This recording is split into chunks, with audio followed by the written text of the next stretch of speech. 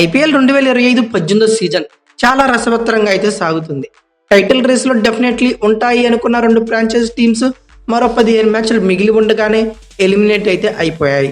తొలి టీమ్గా CSK, second టీమ్గా రాజస్థాన్ రాయల్స్, అలాగే మూడో టీమ్గా ఎస్ఆర్హెచ్. 3 ఫ్రాంచైజెస్ కూడా అవుట్ ఆఫ్ ద ఐపీఎల్ సీజన్గా మాట్లాడుకోవచ్చు. అయితే ఎప్పుడు ప్లే ఆఫ్స్ కోసం 100 తంటాలు పడే ఆర్సీబీ లిటరల్లీ ఈ సీజన్లో చిత కొట్టేస్తుంది. 11 మ్యాచ్లకు 8 గెలిచి 16 పాయింట్లతో తొలి స్పాట్లో ఉండటమే కాకుండా టైటిల్ దిశగా అడుగులు వేస్తుంది అనటంలో సందేహం లేదు. అలానే ముంబై ఇండియన్స్ వరుసగా 6 గ్రేటెస్ట్ విక్టరీస్తో ముంబై ఇండియన్స్ టైటిల్ రేస్లోకి అయితే వచ్చేసింది. అలాగే ఈ సీజన్లో పాయింట్స్ టేబుల్లో థర్డ్ స్పాట్లో ఉంది. పంజాబ్ కింగ్స్, గుజరాత్ టైటన్స్లు సెకండ్, ఫోర్త్ స్పాట్లో అయితే టేబుల్ని డామినేట్ చేస్తున్నాయి. అలానే KKR, Lucknow Super Giants, Delhi Capitals మధ్య ప్లే ఆఫ్స్ కోసం టఫెస్ట్ ఫైట్స్ అయితే జరుగుతూనే ఉన్నాయి. అవి కూడా చూస్తూనే ఉన్నాం. ఓవరాల్గా ఐపీఎల్ సీజన్కి వీటన్నిటి వల్లే ఉత్కంఠభరితంగా మారిపోయింది. ఇలాంటి మరొక ఇంట్రెస్టింగ్ ఫైట్ కోసం రెండు ఫ్రాంచైజీలు కూడా సిద్ధమయ్యాయి.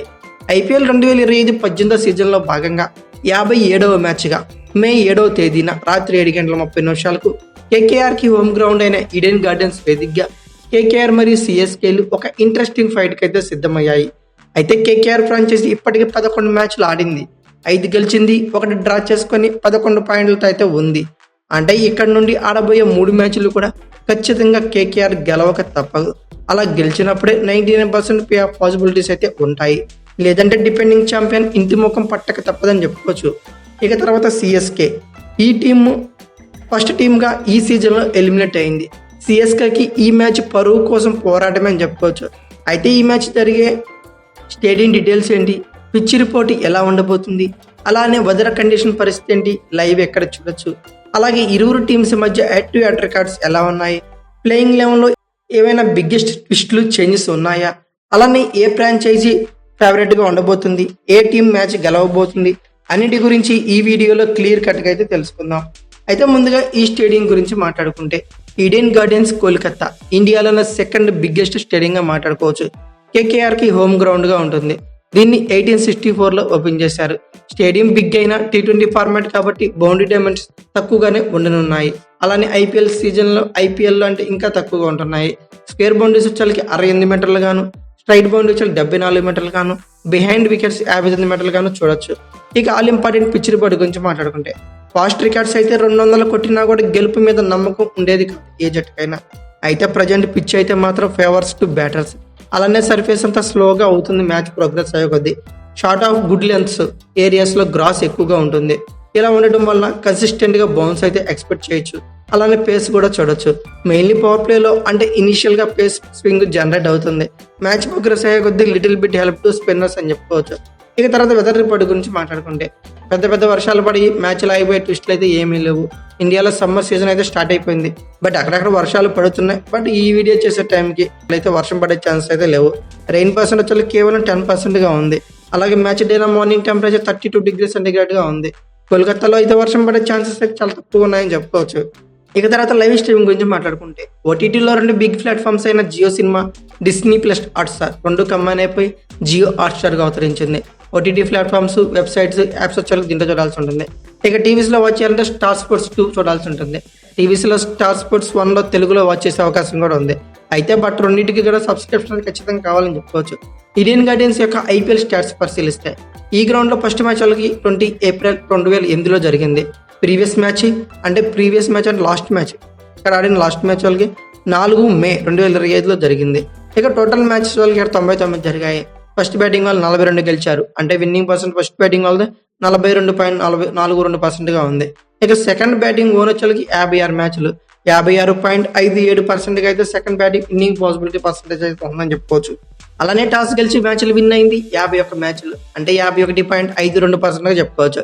టాస్ ఓడి మ్యాచ్లు విన్ అయింది 47 మ్యాచ్లు 47.47%గా మాట్లాడుకోవచ్చు.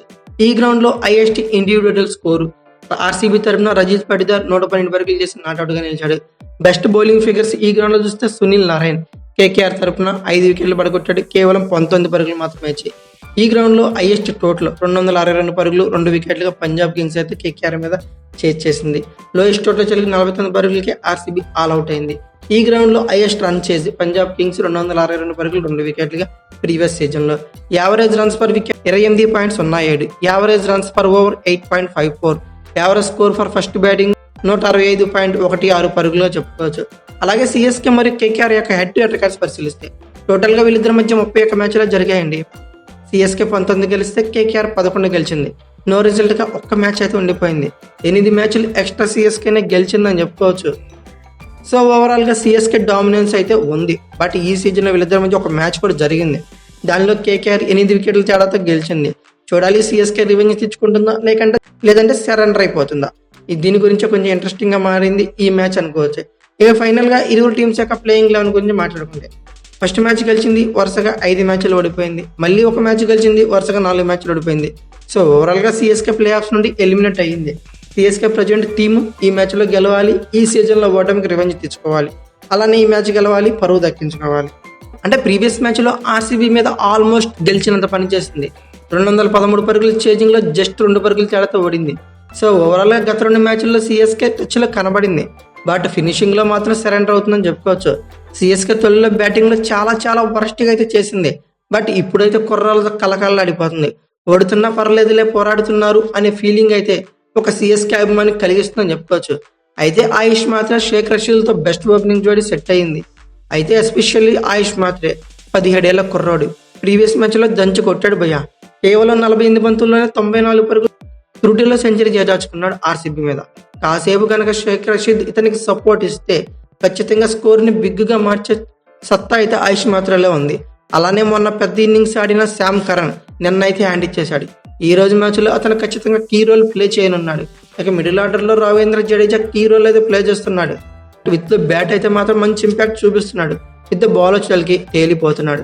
అలానే కొత్త కుర్రోడి డెవాల్డ్ బ్రేవిస్, శివన్ దుబేతో మిడిల్ ఆర్డర్లో సాలిడ్ కనబడుతుంది. ఇక ధోని అలాగే దేవకౌడాలతో ఫినిషింగ్ ఉంది. బట్ వీళ్ళిద్దరు అయితే టచ్లో లేరు. ఇదే కొంచెం కలవర పెడుతుందని చెప్పుకోవచ్చు సిఎస్కే విజయాల్లో. అయితే బౌలింగ్ యూనిట్ గురించి మాట్లాడుకుంటే మొన్నటి దాకా సిఎస్కే బౌలింగ్ యూనిట్ చాలా ఇంప్రెసివ్గా ఉంది. మ్యాచ్లు ఓడినప్పటికీ చాలా ఆకట్టుకున్నారని చెప్పుకోవచ్చు. బట్ నిన్న ఆర్సీబీ మీద ఒక డిజాస్టర్ అయితే చూసాం. సీజన్ మొత్తం ఇంప్రెసివ్గా బౌలింగ్ చేసిన ఖలీల్ అహ్మద్ సడన్గా ఎక్స్పీరియన్స్గా ప్రూవ్ అయిపోయాడు. బీభత్సమైన పరుగులు సమర్పించుకున్నాడు. 3 ఓవర్లకు 65 పరుగులు ఇచ్చేశాడని చెప్పుకోవచ్చు. అయితే అదర్ ఎండ్లో ఉన్న అన్షుల్ కంబోజ్, మతీషా పతిరానా ఇద్దరు వెళ్ళిన టచ్. అలాగే ఖలీల్ అహ్మద్ కూడా టచ్లోకి రావాలని భావిద్దాం. ఇంకా శామ్ కరాన్ కూడా మంచిగా బౌలింగ్ అయితే చేస్తున్నాడు. స్పిన్ యూనిట్లో నూర్ అహ్మద్ చాలా ఇంప్రెసివ్గా ఉన్నాడు. మంచి ఎకానమీతో బౌలింగ్ చేయడమే కాదు, మంచి క్రూషియల్ టైంలో బ్రేక్ త్రూస్ కూడా అందిస్తున్నాడు. అలానే జడేజా బ్యాటింగ్లో కీ రోల్ ప్లే చేస్తున్న, బౌలింగ్లో ఖచ్చితంగా ఫెయిల్ అవుతుందని చెప్పుకోవచ్చు. ఈ మ్యాచ్లో అతను టచ్లోకి వస్తే సిఎస్కే విజయం సాధించడం పెద్ద కష్టమైతే కాదు. నేనైతే వీళ్ళ ప్లేయింగ్లో ఒక చేంజ్ అయితే ఎక్స్పెక్ట్ చేస్తున్నా. దీపక్ హుడా ప్లేస్లో విజయ్ శంకర్ ఆడిస్తారనుకున్నా. రిమైనింగ్ అంతా సేమ్గా ఉండే ఛాన్సెస్ అయితే వీళ్ళ ప్లేయింగ్ లెవెన్లో ఉన్నాయి. ఓవరాల్గా వీళ్ళ ప్లేయింగ్ లెవెన్ పేపర్ మీద పరిశీలిస్తే Sheikh Rasheed, Ayush Mhatre, Sam Curran, Dewald Brevis, Shivam Dube, Ravindra Jadeja, MS Dhoni, Vijay Shankar, Noor Ahmad, Anshul Kamboj, Matheesha Pathirana, impact ప్లేయర్గా ఖలీల్ అహ్మద్ ఆడే ఛాన్సెస్ అయితే ఉన్నాయి.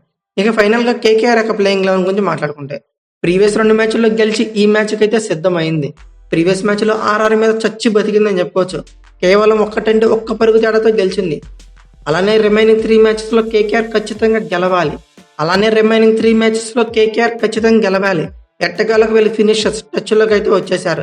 రింకు సింగ్, ఆండ్రూ రసూల్ ఇద్దరు బెస్ట్ నాక్స్ అయితే ప్రీవియస్ మ్యాచ్లో ఆడారు. రసూల్ అయితే వేరే లెవెల్ అబ్బా.